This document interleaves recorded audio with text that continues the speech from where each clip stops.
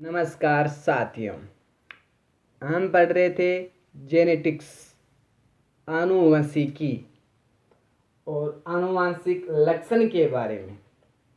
हमने कल पढ़ा था कि जो लक्षण माता पिता से संतान में संचरित होते हैं वो आनुवांशिक लक्षण कहलाते हैं और आनुवांशिक लक्षणों का अध्ययन ही आनुवंशिकी कहलाता है। और जेनेटिक्स शब्द का सर्वप्रथम प्रयोग बेटसन ने 1906 में किया था और यह जीन शब्द से बना है और जीन शब्द एक ग्रीक भाषा का शब्द है जिसका अर्थ होता है टू ग्रो इनटू, यानी वृद्धि करना। इतना हम पढ़ चुके थे। अब हम आगे की प्रक्रिया पर बात करते हैं।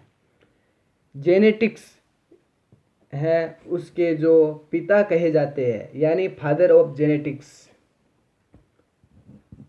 फादर ऑफ जेनेटिक्स है वो कौन है? वो है मेंडल।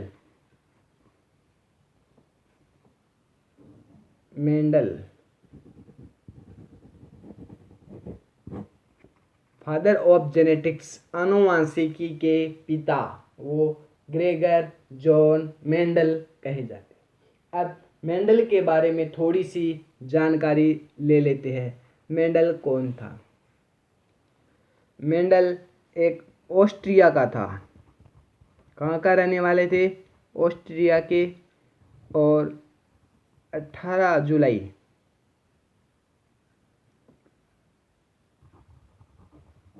1822, सॉरी ये 18 नहीं, यहाँ पर आप 22 जुलाई करें। 22 जुलाई 1822 को कहाँ पर हुआ था? हेंजनडोर्फ के सिलसिया गांव में एक माली परिवार में इनके घर जन्म हुआ था और 1843 में इन्होंने ब्रुन शहर के, कौन से शहर? ब्रुन शहर के गिरजाघर में पादरी का पद ग्रहण किया था और वहीं पर ही इनको ग्रेगर की उपाधि मिली थी। और उन्होंने अपने जो विश्वविद्यालय की पढ़ाई है वो वियना विश्वविद्यालय से की थी और इन्होंने 2 वर्ष की फिलोसॉफी डिग्री यानी दर्शन शास्त्र में की थी और इन्होंने गणित विज्ञापन में अध्यापन का कार्य भी करवाया और इनके साथ साथ वो पादरी के पद पर भी रहे। पादरी के पद पर रहते हुए गिरजाघर में जो उद्यान मटर उन पर कार्य करना शुरू किया, उन पर प्रयोग करने शुरू किए। उद्यान मटर का वानस्पतिक नाम होता है पायसम सटाइवम। ये भी एग्जाम में कई बार पूछा हुआ है। मेंडल ने जिन पौधों पर, जिस पौधे पर अपने प्रयोग किए था उसका वानस्पतिक नाम है, तो वो था पायसम सटाइवम, उद्यान मटर। इन्होंने उद्यान मटर के 7 लक्षणों पर अध्ययन किया था। कौन कौन से 7 लक्षण थे? अगर उसकी हम बात करें, जो 7 लक्षण थे वो जिन्होंने मेंडल ने अध्ययन किया और उस समय मेंडल को सफलता नहीं मिली, हालांकि बाद में इनको जरूर सफलता मिली और उस सफलता का श्रेय भी जिन वैज्ञानिकों को दिया जाएगा वो आगे हम उसके बारे में बात करेंगे। उससे पहले आपको उन 7 लक्षणों के बारे में बता देता हूँ। वह एक तो तने की लंबाई पर, तने की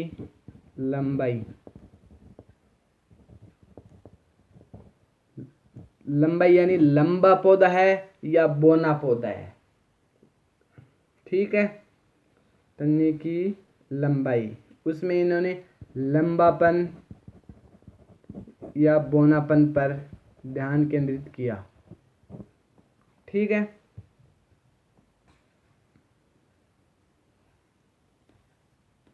और फिर हम आगे देखते हैं तने की लंबाई के बाद में पुष्प की स्थिति पर। एकदम कृपया टेक्निकल टीम सही तरीके से, हाँ ठीक है। पुष्प की स्थिति पर उन्होंने आंकलन किया। स्थिति कैसे, यानी अक्षीय है या अग्रस्त है, अक्षीय है या अग्रस्त है, इन पर ध्यान दिया। और फिर इन्होंने फली का रूप, फली चपटी है या संकीर्णित है, कौन सी, चपटी है या संकीर्णित है। ठीक है, फिर इन्होंने ध्यान दिया फली का रंग, फली का रंग कैसा है, हरा है या पीला। फिर इन्होंने ध्यान दिया बीज की आकृति, बीज की आकृति पे, बीज की आकृति गोल है या झुर्रीदार है। फिर बीज पत्र का रंग,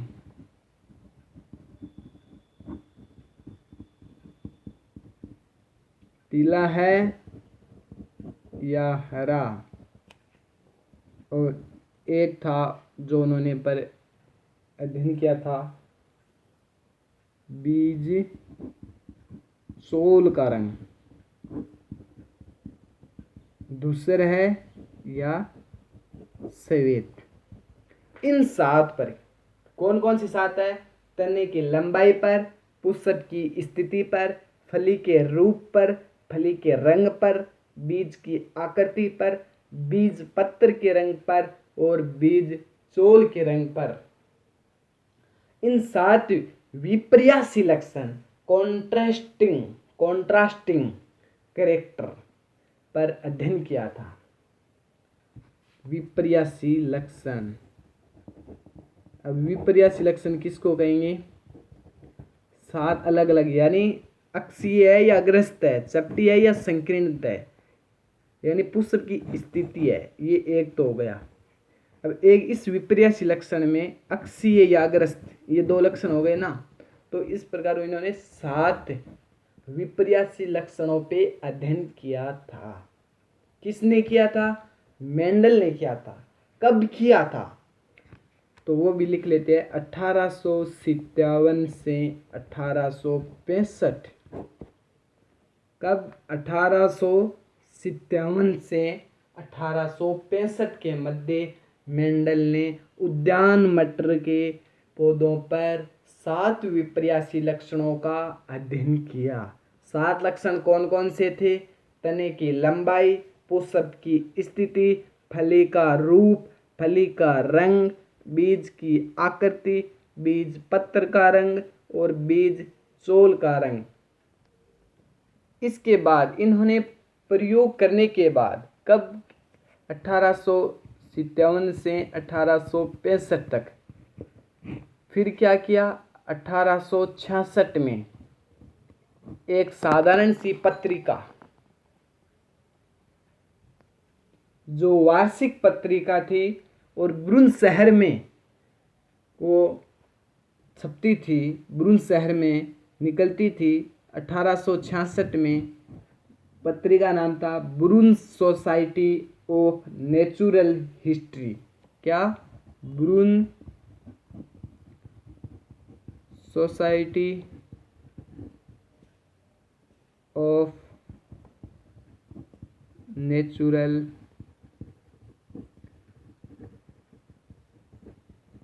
हिस्ट्री। ठीक है, ये वार्षिक पत्रिका थी और इन्होंने इस पत्रिका में क्या शीर्षक लगाया? पौधों के संकर प्रयोग। पौधों के यानी पादप संकरण के प्रयोग।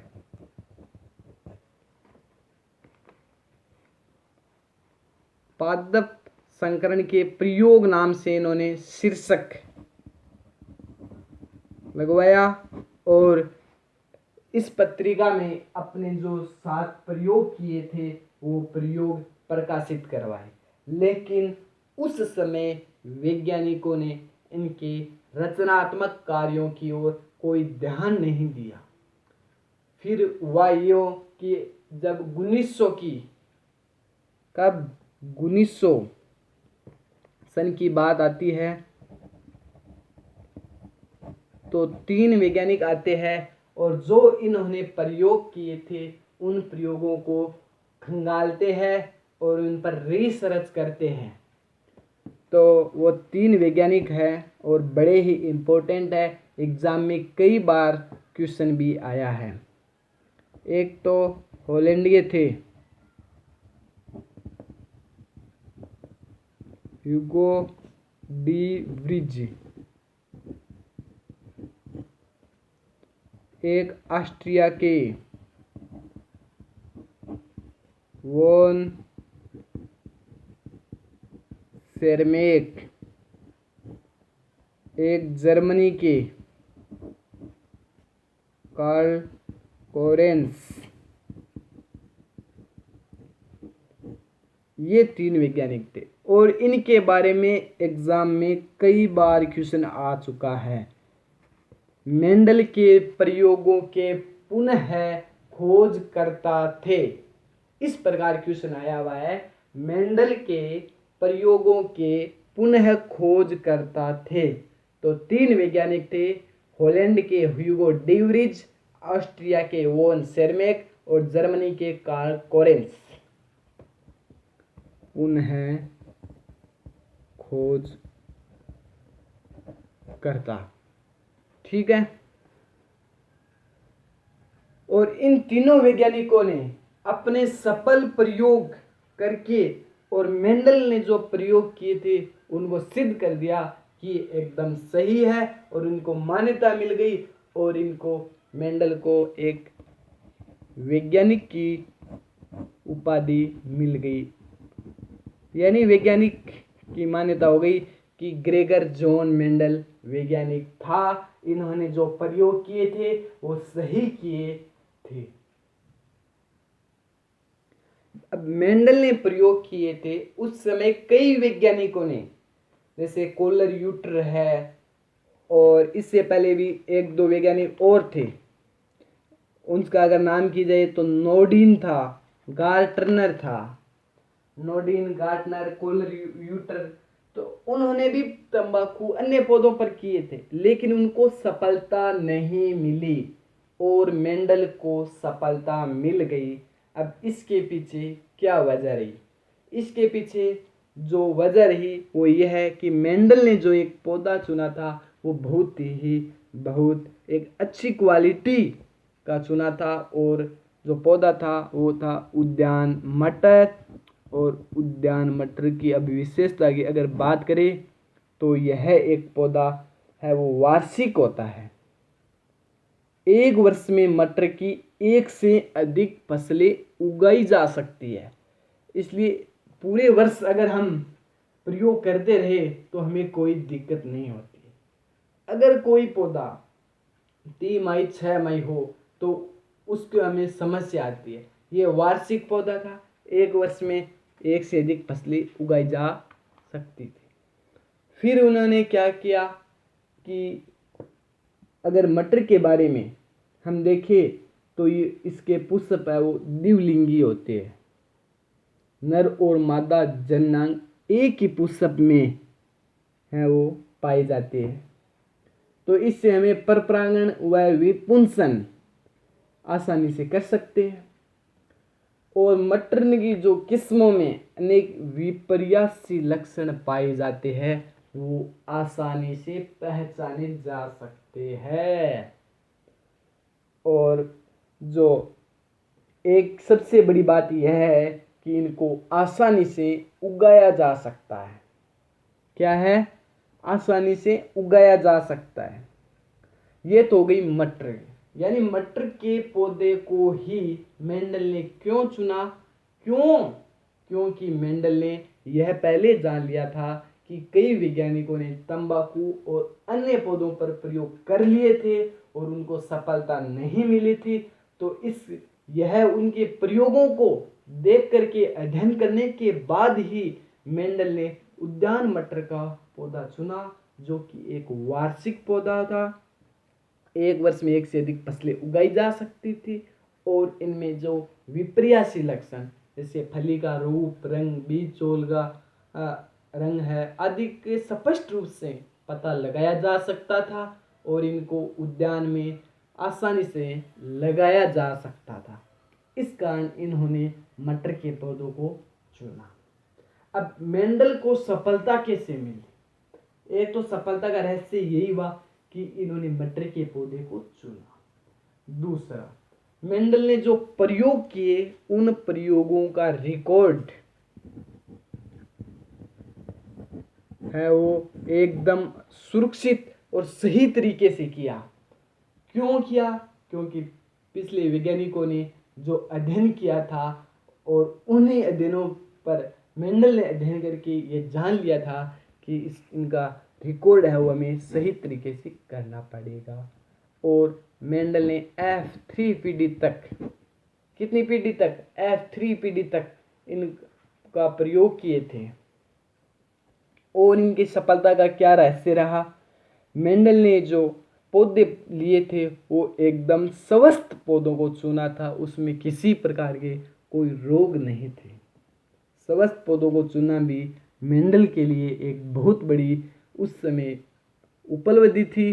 कैसे थी? क्योंकि मटर का पौधा चुना था और मटर का पौधा एक वर्ष में आसानी से कई फसलें लगाई जा सकती थी। फिर और इन्होंने सबसे एक जो था कि एक बार में एक ही लक्षण की वसागति पर अध्ययन किया। अगर प्रयोग करे है तो एक बार में एक ही लक्षण पर अपना ध्यान केंद्रित रखा, इधर उधर नहीं भटकाया। ये भी इनकी सफलता का एक रहस्य था। तो इस प्रकार करके मेंडल को जो सफलता मिली थी। और अब हम आगे देखें, अब हम इससे आगे का अध्ययन अगले वीडियो में करेंगे, अन्यथा यह वीडियो काफ़ी लंबा चला जाएगा। और अगले वीडियो में हम एक संकर प्रयोग, द्विसंकर संकरण प्रयोग के बारे में पढ़ेंगे। तब तक आप इस वीडियो को अच्छी तरीके से देखें, समझे। अगर किसी प्रकार की कोई त्रुटि लगी हो तो ज़रूर बताएं। कोई समझ में नहीं आया तो कमेंट बॉक्स में ज़रूर लिखिए। धन्यवाद। और हाँ, जाते जाते वीडियो को लाइक, शेयर और चैनल को सब्सक्राइब करना ना भूलें। चैनल को सब्सक्राइब करना ना भूलें। धन्यवाद साथियों।